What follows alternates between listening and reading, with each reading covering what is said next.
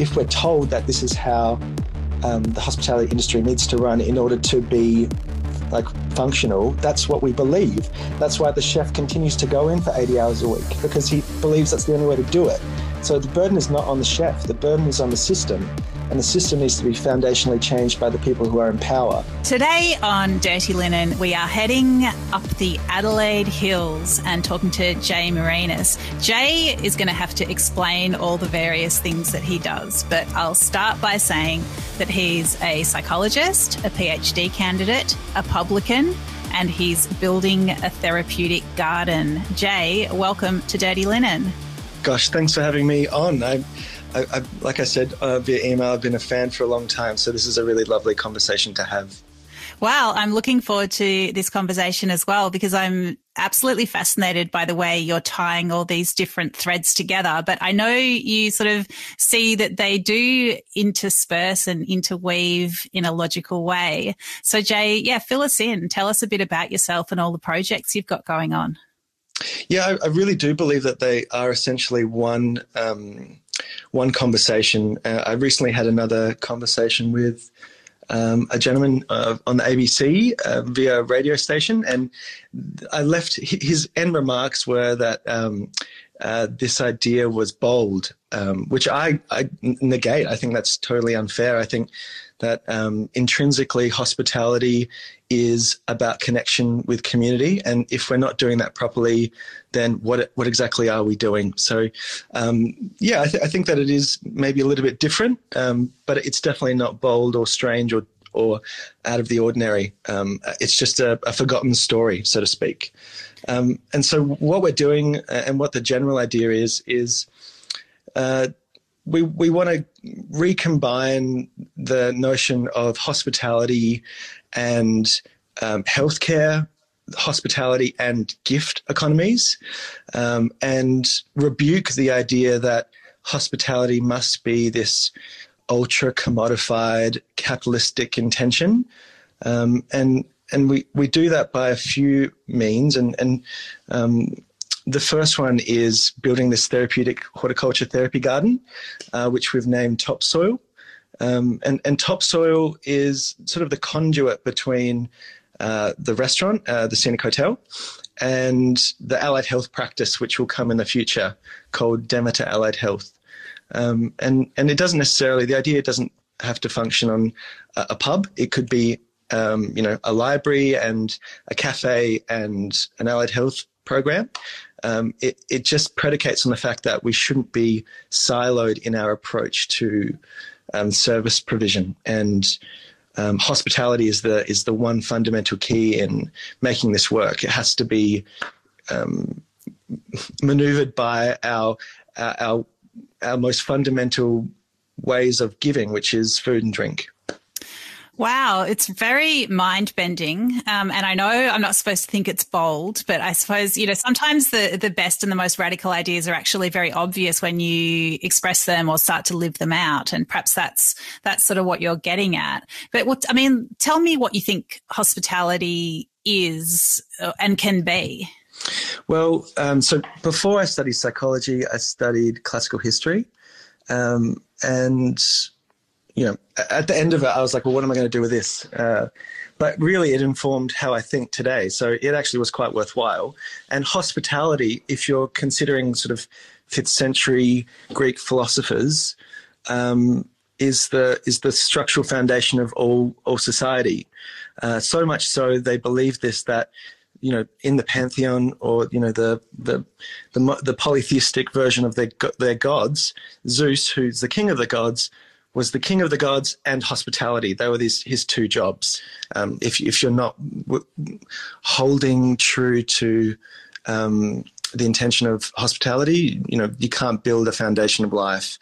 And so, based on this idea of xenia, of being the protector of strangers, the generosity of gift exchange, it was a moral obligation. And so now fast forward 2,000 something years, and we have the remnants of that. We have similar words and similar concepts, but now we have all of these capitalistic intentions which have been piled over the top of them. And so somewhere in our shared deep memory. We remember these things, but unfortunately, the overt terms are lost. So, I think very few hospitality workers get into the business because of financial imperatives.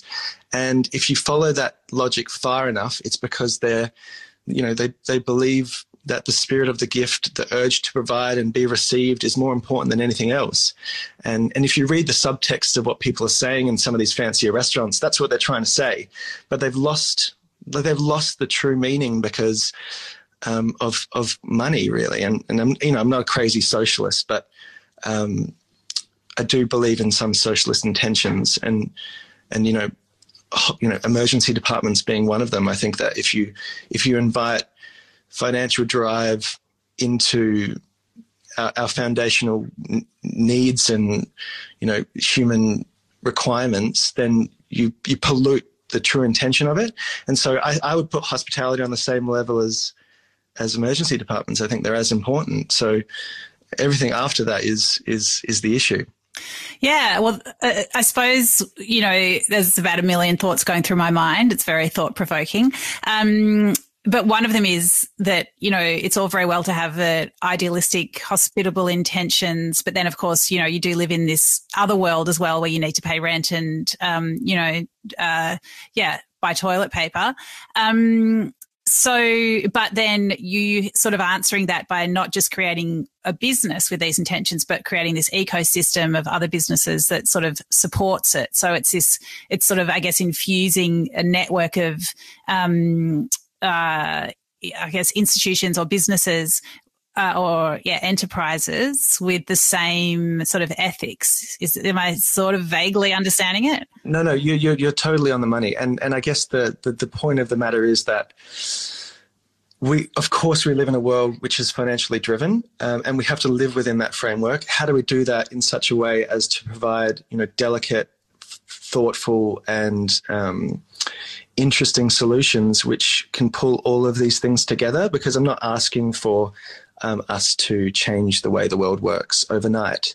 All I'm suggesting is that we can, reinstate the idea of what a gift is into hospitality to spark change in a way which will then, in turn, over time, change the way our culture works. So, and I think hospitality is primed to be that sort of petri dish of change.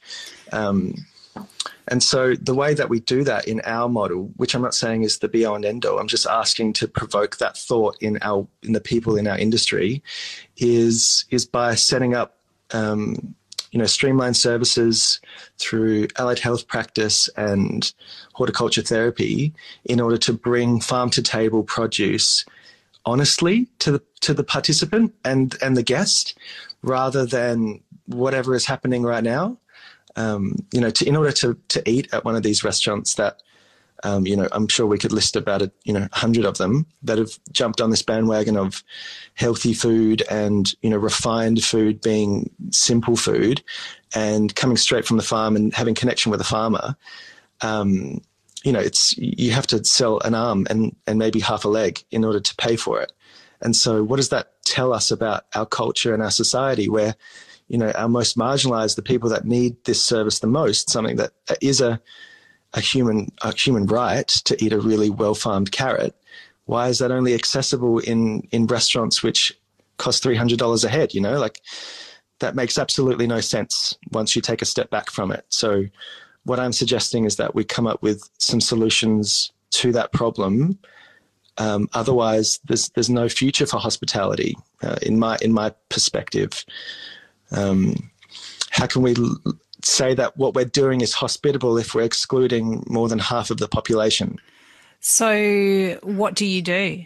So, first and foremost, we're going to provide, this is a concept, and thankfully so far we've had, we're running a crowdfunding campaign at the moment, and we've had about 250 backers, raised almost $50,000 and about $25,000 worth of in-kind support, whether it's an accountant coming to lend their hand with the not-profit status, or a local guy from the hills that's going to help us terrace and make the place safe. But what we're trying to achieve as a co-design with the people around us, so that this concept can, work for everyone. And, the first and foremost thing that we want to do is build this garden and create a place which fosters positive and healthy communities and grow the things which we're then going to serve. And through that, we have things like the NDIS and Medicare rebates and all of that stuff, which is going to be the funding model which provides our, horticulture therapists / front of house workers / chefs, whoever they want to be. It's a dual role. You get to work with your participant and also grow vegetables for the restaurant. And those things should come hand in hand. If we want to take a tangent, I know that I can do that really quite frequently and get us off track, but working in a restaurant 5 days a week or 6 days a week for 50 or 60 hours, which is the norm, is soul destroying. And what I'm suggesting is that we can also make roles for people that are diverse and inclusive and meaningful in their work, so that you're not just waiting 50 tables a day, but you're also getting to grow the vegetables. And that's very influenced by my time at the Summertown Aristologist. That was an incredible experience, but still has some of these fundamental flaws in the way that it's not accessible to everyone. So, sorry, getting back on track. We have a garden. It will be serviced by the people that work in the restaurant, and also allied health practitioners like myself, and also other community members, in a way which fosters positive health for the participant, for the person working with the participant, and then also provides, farm to table produce into the restaurant, which allows for anyone that comes and dines there to have that connection back with the community. That will end in pay what you can style dining experiences, which then allow for further integration of our participants, our workers, and the general public. And all throughout that are little other ways of that latent funding coming into the business.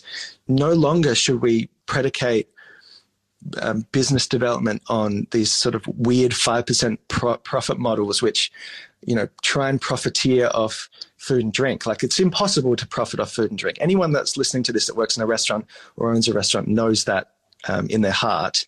The only way to make that, measly 5% profit, which we all base our business models off, is, derogating the environment, overworking our employees, promoting binge drinking. The ramifications are endless. So what I'm suggesting is that, we have a whole industry based on the gift, and we can create new latent funding models in order to support a healthy industry and a healthy society. Great. Sounds good. I'm seeing this sort of golden carrot that's sort of floating through this ecosystem, doing good all along the way. Is therapeutic horticulture a thing? Like, are people engaging in that? Yeah, there's definitely some examples of this in Australia and sort of worldwide. There's one that comes to mind, which is in Victoria, Kevin Hines Grow. So that's just if you were to pull apart our idea, it would just be the horticulture therapy garden and allied health practice. And they're, such an amazing organisation. They've lended us a hand with some of our design, but it doesn't take that next step into integrating back into society. And that's my issue if we're going to talk about, therapy and working in allied health, that's the major issue on that side of the equation. We're really good at doing individualized support, but it's really siloed, so that, now we have the NDIS, we have streets full of people in, really sad and dilapidated areas, which we've just renovated and provided them with a house. But they're isolated. They're just all in one street, one after the other, never having communication with each other, but then services coming in and out. It's incredibly strange to watch and be a part of. And so I'm saying, on the other end, we also have issues with mental health sphere, where, these places like Kevin Hines Grow allow for therapists to work with participants in a more of a community integration model rather than these siloed approaches, because we all know that we need to learn from each other. If we don't know someone that has a disability, we don't understand that disability, we're probably more likely to be afraid of it, which is another symptomatic issue with our society at large. it's quite topical, that sort of conversation from Scott Morrison where he said, I'm blessed to not have children that have autism. It's like so symptomatic of that entire sentence. It's like, you don't know anyone that has autism, therefore you don't value it. And that's why linking it into hospitality spaces is so important, because that's where we learn from each other. That's where we share stories. That's where we create ideas.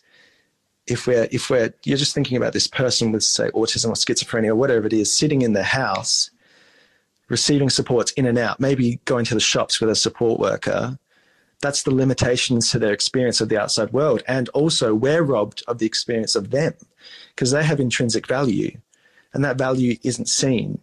And so where are they in our hospitality spaces? They're not there. And so we have this really poor society where we don't have access to some of the more interesting and diverse people. And so it's just this like whitewashed, fancy restaurant tweezer chef thing that's going on, which is so, I'm going to piss people off when I say this, but it's disgusting. It's not to say that the people are really well intentioned.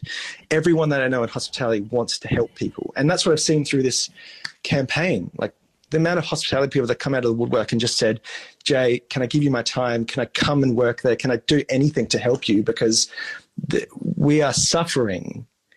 And not only are we suffering because our intentions are good, but the customer's also suffering. That's why we have this whole culture of like just wanting to take restaurants down and give them a 1 star. Like, what is that about? It's about like the whole society being sick, and it all comes down to the way we treat our most marginalized and the way we grow food. It comes down to the way we operate our society on a fundamental level. So I guess, you know, the chef that comes to you and says, oh, can I come and help you? Like ideally what they would do is look at your model and bring it into their own workplace. Yeah, exactly. And that's our long-term goal. So you're always one step ahead of me, so it seems. Our long-term goal is not to sit on top of the hill and say we're really smart people and we worked out how to make our industry from our shop better. Like, of course not. I'm sure you can hear the passion in my voice. Like I'm hungry for change, and the only way that happens is through open source education. And so I think hospitality has a beautiful opportunity to change the way that we think and feel. It has been doing that for thousands of years, and now we've just forgotten that. Our hospitality workers are the most important people in our, like, apart from doctors and, you know, definitely not lawyers. Sorry, lawyers out there, but you know. They're the most important people that we have. They change people's lives. They change people's experience day to day. And so when the farmer comes here, when the chef comes and visits us, I want to impart that knowledge to them, yes, because I want them to take that to their own place. But more than that, I want to create an open source form of education so that we can measure and understand the exact mechanisms which this idea promotes, and then provide this to other places so that, you know, the local cafe, there's a cafe in Adelaide called Cafe Troppo, and they already do this. You know, they're in this square in the middle of the city that is right next to a homelessness shelter, and everyone in the cafe knows what to do when someone's experiencing, you know, a really bad day. And they'll like know exactly how to be calm and collected and generous, and by virtue also the guests do it as well. I've sat there many times and seen guests pick someone up from the street and help them. And, you know, after that, the conversation is, oh, could I have done more? What else could I have done? And so what I'm saying is that, you know, if we can open source this information, we can help train and mobilize places like Cafe Troppo, the homelessness shelter, and a practice to all work together to create, one, latent funding options for hospitality so we don't have to rely so heavily on food and drink. And we can also allow for the community to be benefited by everyone sharing a same story rather than these siloed businesses which all sit to make a profit, all of which are, you know, apart from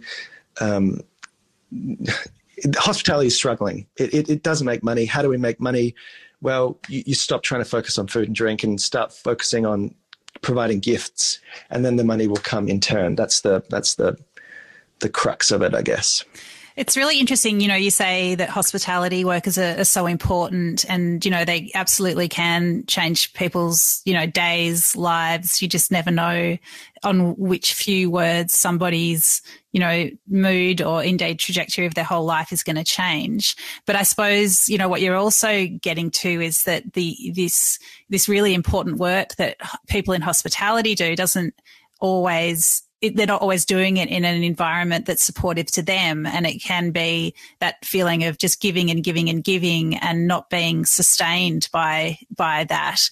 And therefore, it can be so draining, and people often, leave the industry or even continue in it, but with some sort of bitterness and resentment, even while still believing in the ultimate project, which is that it's really worthwhile and valuable. So there's that. But then I think there's also something so connected to that in what you say about people who are providing these services to people living with disabilities in their homes, like that whole idea of that the person who is needs this assistance is sort of they're receiving, but they're not able to give. They're not able to share what they've got to offer, and the benefits to a person of giving, whether it's that person you're talking about who's, has schizophrenia or is in a wheelchair or whatever it is, but that they would be able to garden or serve food, and therefore give and be part of the community in that way, would be of such amazing benefit to them. And as you've said, to the people who are around them being part of that experience. So I'm not sure what I've exactly just said, but I feel like there's this sort of, I love it. There's this kind of, I guess, economy of giving and receiving that you're really tapping into. Because I think, you're talking about the gift, but I think the receiving is so important as well. Well, that's the thing about gift and altruism. You enter into that relationship with the best of intentions. But the interesting thing about it, when something is given in the spirit of the gift, it almost always has a reciprocal value. And that's what we've forgotten. Another old story we've forgotten. We always think that we have to put ourselves above someone else and, get ahead of the pack in order to survive. But that's a lie of scarcity. That's something that capitalistic intentions lies to us. I'm not saying that capitalism hasn't done a bunch of great things, but what it does do is lie to us in lots of ways, in order for us to think that we need to be in competition with one another, when actually we're all running the same race, and we're all teammates. There's no such thing as competition. It's just about give and return and being received. And that's all human really needs. And that's what we've forgotten. And that's why hospitality is so important, because like you said, we have all these people that have sort of given up or holding resentment, but they do it still. Why? Why do they do it for $26 an hour, whatever it is, the award wage these days? They do it because, like I said, they have this shared deep memory of what it means to be hospitable. And, we've covered over it with all these daggy pieces of wallpaper, including tweezer chef culture. And then when I hear people talk about what hospitality means to them, it's so diluted in comparison to the true message, which is really quite sad. But I think that we're still primed to revivify this idea in such a beautiful way. And that's all I'm trying to remind us of, this old story of what it means to be truly hospitable, and how to, in a modern world, profit and pay the bills and stock the toilet paper in a way which isn't of derogation to the earth, each other, and everything in between. So, you mentioned you've got these 250 supporters of the crowdfunding, and you're running the Scenic Hotel in the Adelaide Hills.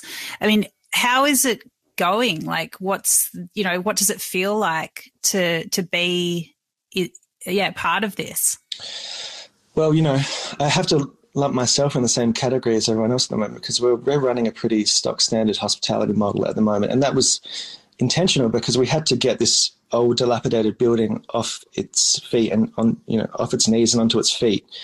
And the way we knew how to do that was just to run a standard model and then also include people through the process with lived experience, in order to try and come up with a more inclusive, better way of living. It means we're making no money, because we ask chefs to stop working after 38 hours, and and all of the rest. But how it feels, not great yet, because we haven't taken that next step. And I know that I'm a big hypocrite at the moment,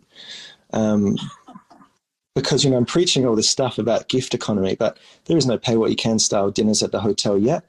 There is no, true sense of the gift in that hotel yet. But I guess I'm coming to everyone with open arms and an open heart and saying, I'm also flawed. I'm also on this journey. Come with me and help me discover what that means. And let's build it together. And so, that's why we did a crowdfunding, because it is a not-profit and it should be co-designed. And if people decided that they weren't going to fund it, then I knew this wasn't the right idea, but we've had quite the opposite effect. So it tells me that this is something people want, and it is something that's in this shared deep story and in this memory that we all share of what hospitality means to us. And so, it feels hopeful, but also I'd be remiss to say that I'm elated. There's a long way to go, and I think that you never stop growing. We all have a long way to go. Jay, how did you come to be doing all this? I mean, you mentioned that you worked at the Summertown Aristologist, but obviously you've also, you're a long-time student. What's your backstory? So I've worked hospitality as long as I can remember, and met people like Alistair John Lendon Wells, who is a co-owner of the hotel as well. He was, we worked at a wine bar, and he trained me on how to be the most courageous and generous version of myself, and collected other people along the way at different restaurants in the city, like Enoch Yates, who's also the third person to the Trium Vitae, and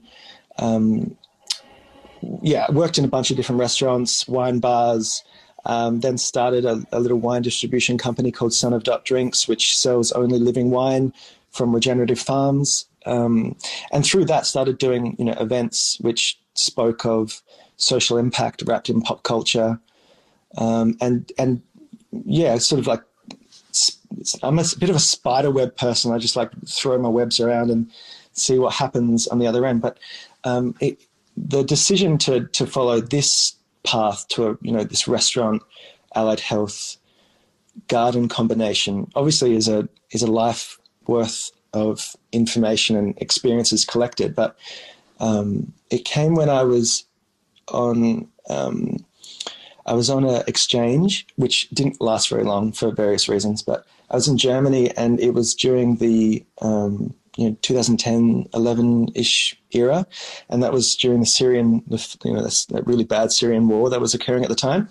And me and my friend were sitting at a diner, which was a pay what you can style diner, and there was just Syrian families, people with disabilities, people that were rich, people that were poor, every different color or background, all eating together, all, understanding one another. And, in Berlin, there's a rent control subsidies and all of these different things. And I saw what that meant for their society.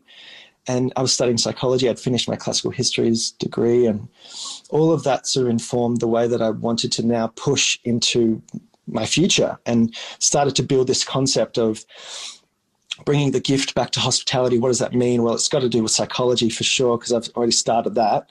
I have to weave that in somehow, otherwise it's another 3 years I've wasted. And then talking to people in the city that they were sort of understanding what I was saying. I went and worked at places like the Aristologist to understand farming, and all of these things just sort of fell into place, and the idea formed in its current way. Yeah, so interesting. I'm a big proponent of the idea that you sort of start where you are, and, whatever your expertise is, you can probably start creating amazing change within that. I mean, do you think that too? It's like, someone could be also, I don't know, like a fashion designer or a carpenter or a sparky or whatever it is, and they could probably think of their own ecosystem creation just like you've thought of, just because of the things that they already happen to be embedded in. Is that do you see it like that? Absolutely. And I think that if you wanted to zoom out and look at the macro idea, it's about removing the siloed approach to industry, and how can we integrate together to make a stronger system, because we are stronger together. And once again, that's another lie of capitalism, which tells us that we have to be in competition with one another, but actually we're stronger together. And any industry that you're in, you can find a way to be more inclusive of other people and find other and, more interesting ways of creating revenue, because we must live within what we are given. But by doing that, we are single-handedly undermining the status quo and saying that whatever industry we're in, we can make it so that people that are marginalized have access to whatever I'm doing. And it doesn't need to be pro bono work. It can be low bono or, like I said, delicate and interesting ways of finding solutions to the problem. But I do believe that whilst you can do that from any industry, hospitality is the most primed to solve a lot of these larger systems issues, because they are the cornerstone of humanity. It's, like I said, where we create ideas, it's where we meet, it's where we share thoughts, it's where we get to know each other. Without that, humans are pack animals. Without that, we don't have each other.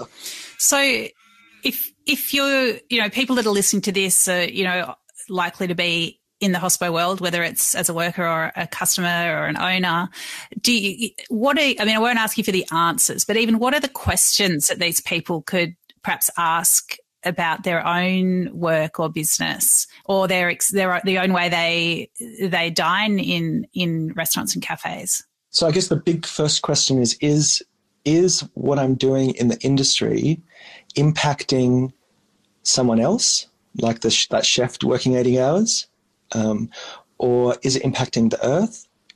Is this factory farmed meat that we're consuming good for the sustainability of the future? And ask yourselves those hard questions. And if the answer is yes, then what you're doing, inherently is no longer hospitable, because to be hospitable is to provide gift to not just the person in front of you, but everything around you. And so if the answer is yes, then probably try and change the way in which you're operating. And then even then your operation doesn't fundamentally satiate your moral code, and also you can't financially make that sustainable, you have to ask the question of, well, is this system broken? And if the system is broken, you have to kind of find a new way of thinking. And that's how I've come to this. I'm not saying that my idea is perfect. It's far from that. But you have to ask yourselves those questions, because if you're transgressing your moral boundaries consistently, you're not living a life worth living. And that's why we have this mental health epidemic, because people are just going about, I hear this all the time. Oh, I hate my job, blah, blah, blah. And it's like, well, you hate your job because you have a set of values, but you're consistently transgressing them. And hospitality workers are doing that every single day. That's why half of them are alcoholics and the other half, had never held a so stable relationship. It's like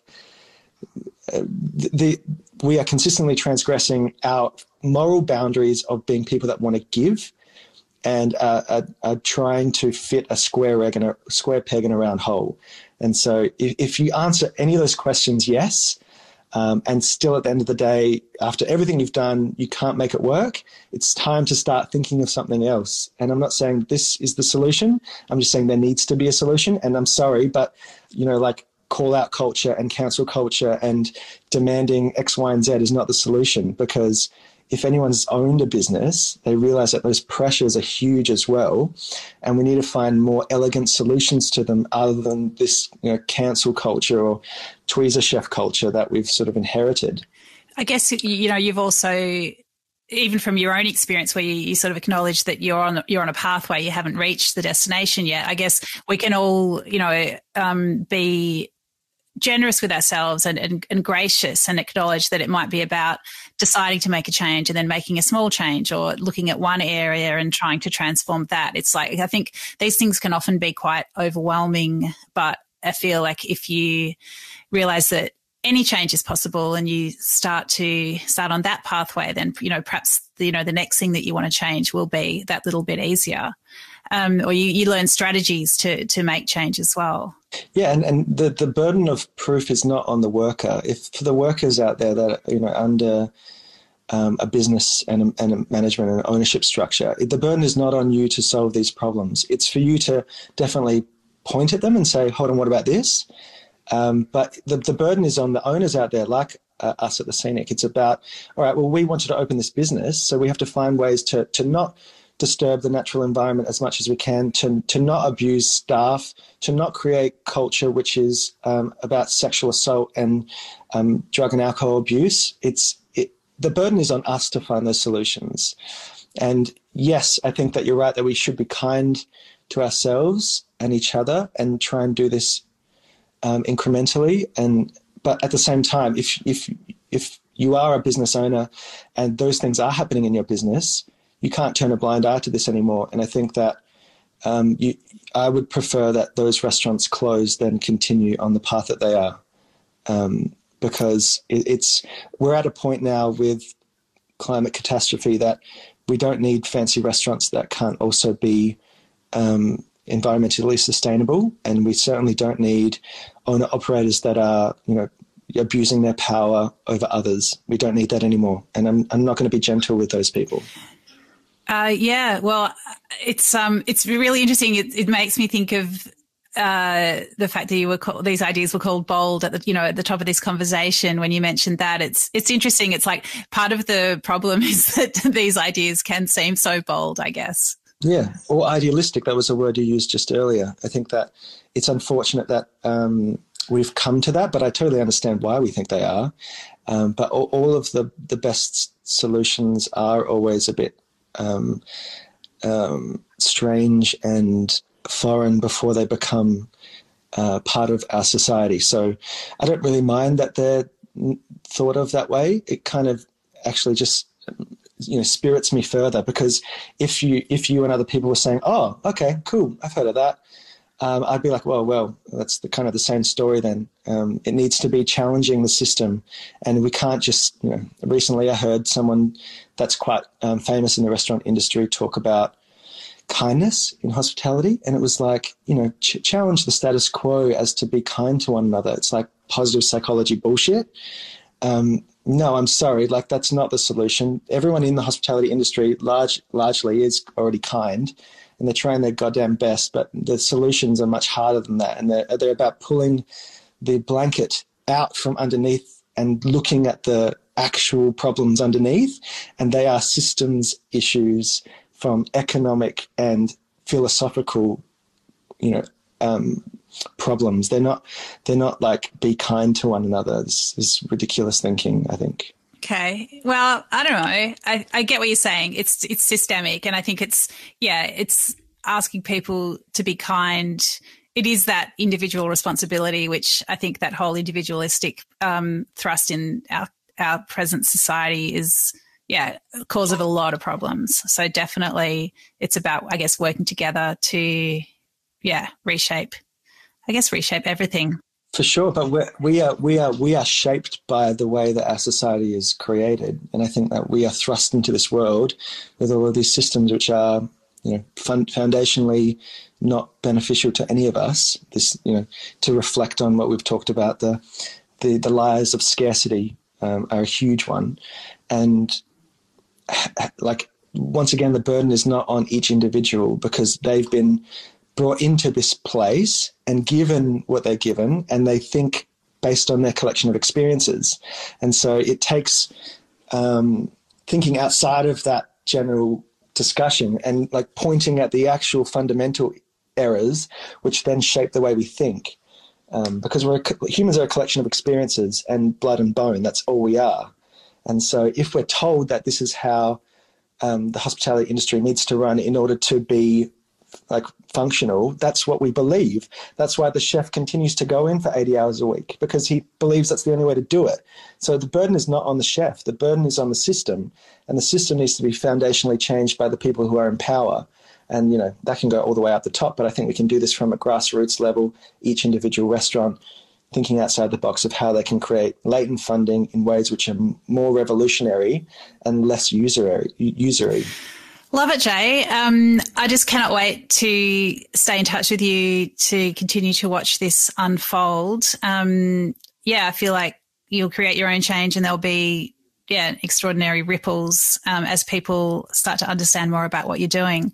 But yeah, thank you so much for sharing what you're up to in the Adelaide Hills with us today. It's just, really, it's going to keep me thinking, and I reckon acting, given what we've talked about. That's awesome. Thanks so much. Dani, thank you. I'd really like to keep the conversation going. I think that you're someone that I look up to, and I really love your perspective on hospitality and industry at large. And it's been an absolute pleasure to catch up with you. And if anyone wants to learn more, they can visit our website, which is topsoilgarden.org, or flick us an email. I'm happy to talk to anyone if they have questions or want to know more, because I know that within this short interview, I probably haven't done the whole thing justice. And like I said at the beginning, I pretty easily go off philosophical tangents, but hopefully people have a broad strokes understanding of what I'm talking about. Absolutely. And we'll put those links in your email in the show notes so people can stay informed and stay in touch. Thanks so much, Jay. Appreciate it. Thanks, Dani. This is Dirty Linen, and I'm Dani Valent. We air the issues that the hospitality industry finds hard to talk about, hearing from different people with unique perspectives. We want to hear from you as well. If you have something that needs to be said about a topic, get in touch so we can include your perspective. Contact us at dirtylinen@deepintheweeds.com.au or hit us up on Insta at Dirty Linen Podcast. We can't wait to hear from you. This